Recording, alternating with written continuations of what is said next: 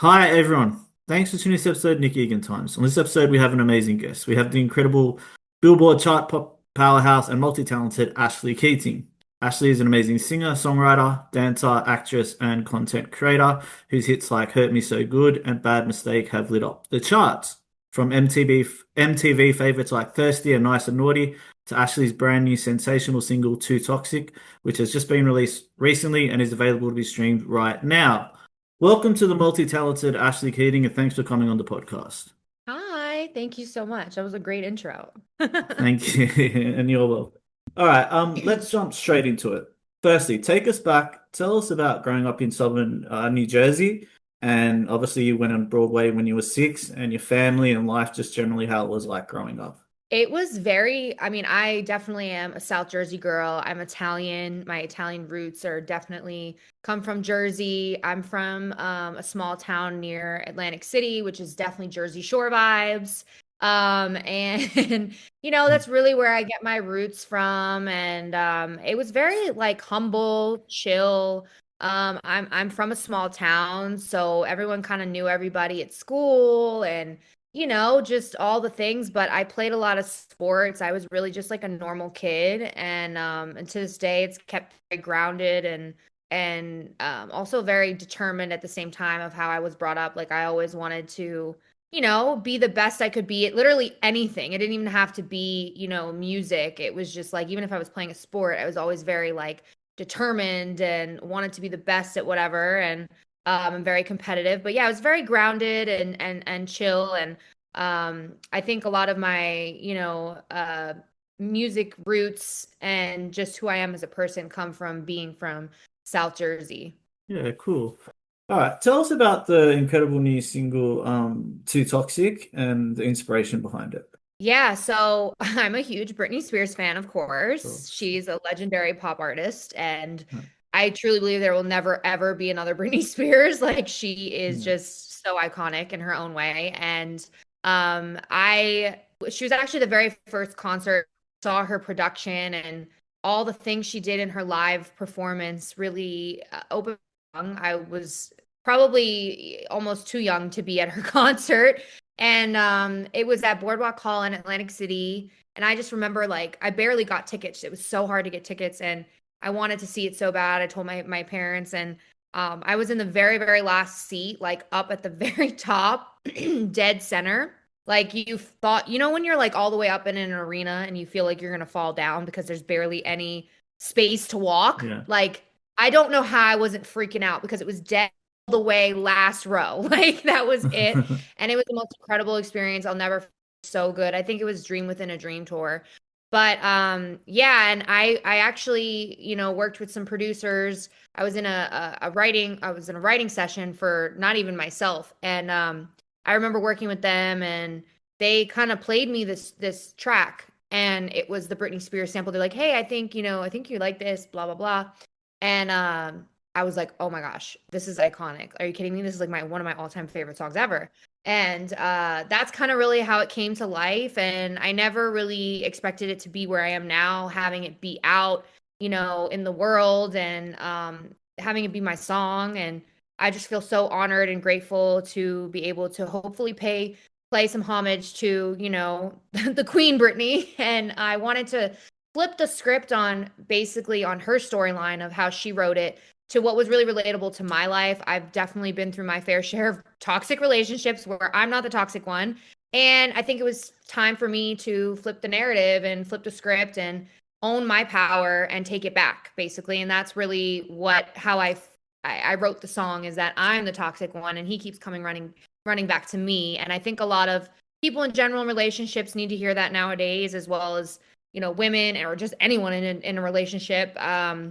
It needs to play both sides. It can't just be, but at the end of the day, if you've been through it, I'm like, it's time for you to own your power. You know what I mean? So that's kind of, I hope that people, when they hear it, they're inspired and empowered by listening to it and they can relate to it. Yeah, wonderful. Thanks for sharing. Uh, this is really interesting to me because I actually love the song Hurt Me So Good. Take us back to that song and obviously it went in the charts. Tell me about that experience and I guess how everything happened and transpired. Yeah, back song. And that was really Another song I feel like that was owning my power. And well, not fully actually. I feel like Too Toxic is much stronger. It's like almost a flip on Hurt Me So Good, because that was another song that really I was in a toxic relationship, and it's basically me talking about how this person's hurting me, but it feels so good at the same time, and I keep going back, and I'm not really getting out of that relationship. But it's crazy because I was just sitting on my couch one day and I hadn't really worked on any new music. I think I was trying to find my sound, refine myself, and it really wasn't something I was trying. I just sat on my couch and the whole concept came to me. And basically, the first part of the song is like kind of rappy, singy, and it's like, you got me feeling this way, da da da da da da. And that's literally, you got me feeling this way, is literally the melody, how the lyrics came to me. That is how it came to me. And I just sat on the couch for about like an hour and a half, and the whole song was written. It was crazy. And as I was writing it, it just the beat idea came to me, and it really wasn't something I tried. It just was. It came out of thin air, came out of nowhere. I was just in an emotional state and felt like writing that song. And then, fast forward a few months, I was connected to a producer that was signed to Timbaland, and they were pitching a song to me that was already written. And I was like, yeah, I love it. It's cool. Like, we'll definitely try it out, whatever. And I got on the phone with the producer. He was a fellow Virgo too, like myself. And we clicked immediately, became really friendly. And I was like, this is kind of weird, but like, can I play you this voice memo? It's terrible because there's no beat, there's nothing. It's super raw. And I also was like, it's very vulnerable. And I don't know, it was scary to share it, but I felt connected to him, and I was like, let me just share it. It's fine. And he called me right back, and he was like, oh my God, we can really do something with this. This is really cool. I have an idea. And then I was like, okay, great. Well, let me tell you my idea. And it came to life. And I ended up working with him in Brooklyn and New York, and we worked on a bunch of records together. And the crazy part is like the main record that we released together. So it was just something very unexpected, and I feel like that's sometimes the best way. You don't really want to force creativity; it just kind of happens. That's fascinating. It's truly remarkable. All right. I wish I could like go.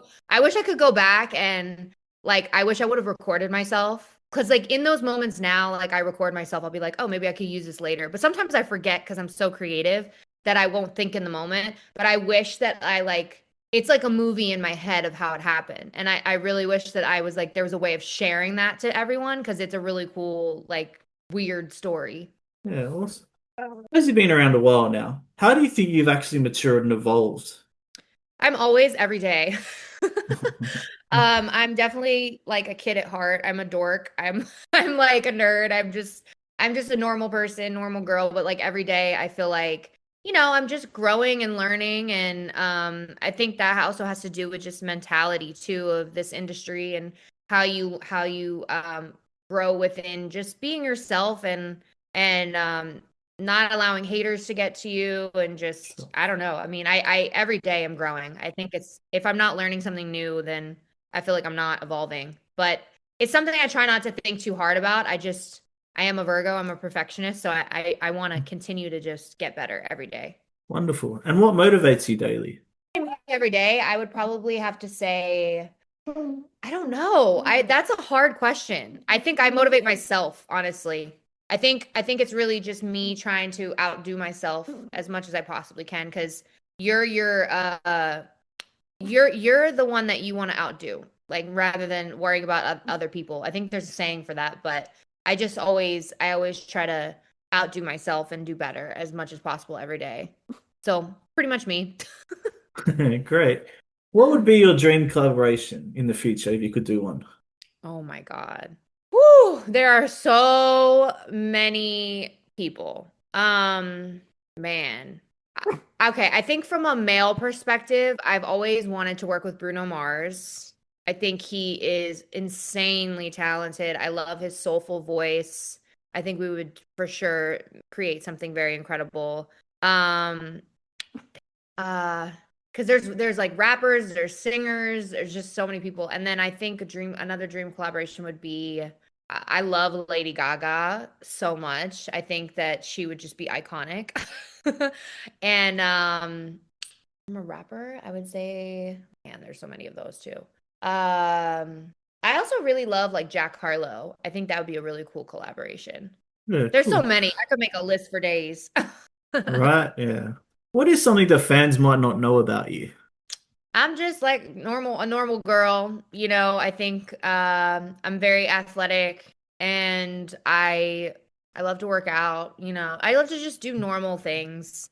I was a competitive sailor when I was younger, which is super random.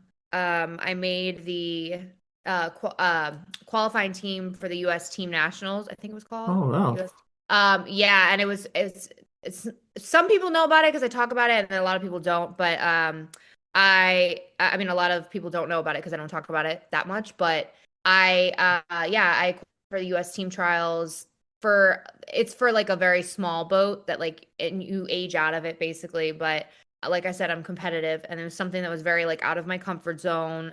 I like performing, but it was something that I just did on the side as a normal kid, and I had friends that did it, so.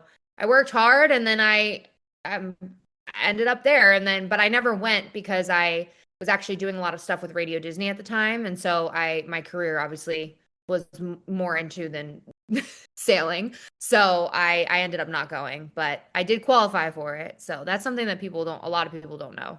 That's really impressive. Thank you.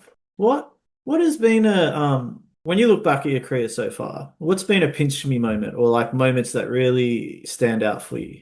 It's definitely one is for sure like the fans. I feel like I discover new fans through social media, through my TikTok lives and just meeting them in general. That's something that never really gets old because when you see how you inspire them and they listen to your music and they wholeheartedly like love you, it's the best feeling ever, and that's why you do it. And I literally wouldn't be here without my fans, and it's especially the ones that are just so into it that like go all the way and will do anything and they're there for you. It's like you're literally my whole heart. So that's something that I really love. And then it's like a pinch me moment because it's like, wow, like I don't know how I'm doing this, but just thank you for loving and supporting me. And I hope that like my craft inspires you to be the person you are. And then also just I think hearing myself. So I got in 2023, I was selected for Kiss Under the Influence, which was with Kiss FM and iHeart Radio. There's like a few things like that, and then there's something going on right now, but and it was basically for my influence on social media. And then when they actually ended up playing my single Saucy on the radio. So that was the first time ever I heard my song on FM radio, and I didn't know they were going to play it. So I literally started crying. And it was just such that, every artist, dreams of having that happen. And so that was a huge, and I didn't realize that was even going to happen when they played it. So that was a huge pinch me moment. And right now I'm actually in a TikTok live competition. So it's called the Next Up Live Music Competition and iHeartRadio, TikTok Live and iHeartRadio. So that's another thing like that just happened randomly where it's so bizarre how it happened because one day it was like, oh, your videos are trending, like you should try going live. And I like had never really gone live before and it went well. And then next thing you know, like a week later, I'm like, or a week and a half later, I'm like in this competition and I'm in the semifinals. So I'm just like this, like, I don't know, life is lifing. That's all but these a lot of like pinch me moments that are just so, I cherish for sure. It's extraordinary. What's the best piece of advice you've ever received? Oof. I really think, I mean, and this is what I give to people now too, is just like be authentic and true to who you are. That's really it, you know? I actually need to start writing down the advice I get because when it's good, because I feel like it's going to continue happening to me the more like, especially more high profile people that I meet. Like, Well, I'm going to start asking that question. Be like, what kind of advice do what's the most inspiring thing that you could tell me, or like what kind of advice you could give me? Because, these people go through so much and they've become such successes that I think that's a good question to ask, to be honest. But for me, it's like just be genuine and true to who you are and don't give up. great. What do you want your legacy to be? Oof. You're asking good questions. Thank you. I want to for sure be a household name. So my legacy, I want to leave on this earth, you know, empowerment, inspiring, messages. And I hope to make the world a better place through my impact on social media and through, through my impact of who I am. And I love being a philanthropist as well. So I really want my legacy to be, something that lives on forever and a name that lives on forever, not just in music, but in entertainment in general and my brand. I love artists that have not just, been artists. They've expanded like Rihanna, Madonna, and so many others. They've built empires for themselves. So I want to leave a legacy of my name and greatness in the world for sure. That's terrific. What's the best compliment you've ever received? Hmm. That's a good question. No, I'm like so many, like, I don't know. Compliment I've ever received. I think maybe just like people liking my smile. I don't know. That's an easy question, but a very hard question at the same time. Sure. What's your favorite part of being in the music and entertainment industry? My favorite part would definitely have to be just creating, I think. And like I said, the fans, when you perform on stage and getting to see everyone, that's my favorite part is literally when the fans sing the words back to you and know every single word.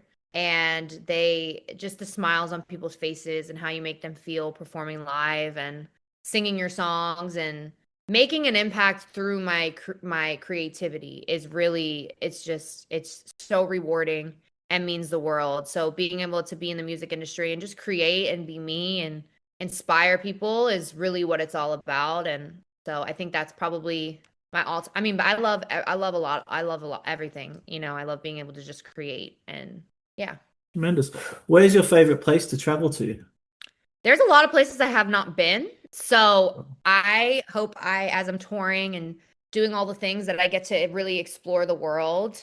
I would love, these are places I haven't been, but I'd love to go to Italy. I'm Italian, so I would love to go to Italy, um, and Europe. And I haven't been to Japan. I'd love to go to Japan and the UK. I have a lot of fans in Australia too, so Australia would be cool. So there's a ton of places. And but I think as far as like chill vibes for me to travel, I love Hawaii and the Caribbean. So I love to be like, Not tropical. beach, Yeah. sun, chill. But I want to be able to like explore the world. Yeah. What's your favorite food? Oof. Well, I'm Italian, so I definitely love pizza. I love pasta. I mean, I'm gluten free most of the time. Sometimes I'm just like, I can't. I just want the gluten.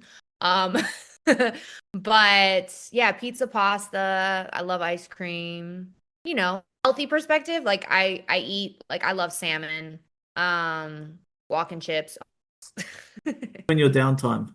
Oh, downtime. Well, honestly, I love just watching movies and TV shows. I think that is just my wind down. Like, I'm not on my phone, chill. I love to do that. I really do, and just sleep when I can. And then I love getting massages. It's just like a, zen moment. Terrific. And if you're 18 again and you could change anything, you could go back in time, it could be personally or professionally, what would you change? Ooh. I think, I've done pretty well where I don't regret anything. I believe that life is always moving and you're always on a path, the path you're supposed to be on. So for me, like if I had to change anything, I think it would just be through my growth of what I've learned to this day of, how to maneuver in the music industry and just be at my best. Like, even if I could have been where I am now mentally, 10, 15 years ago, I think that would have helped me be even more successful back then. So I think everything that I'm taking and learning every day now is really what I would have used back, years ago. Great. Thanks for sharing. Ashlee, thanks for coming on the podcast. I do appreciate it. It's incredible everything you've done, and obviously your new single Too Toxic and everything you're doing in the future. And I wish you nothing but all the best in the future. Thank you so much. Thank you for having me. You're welcome.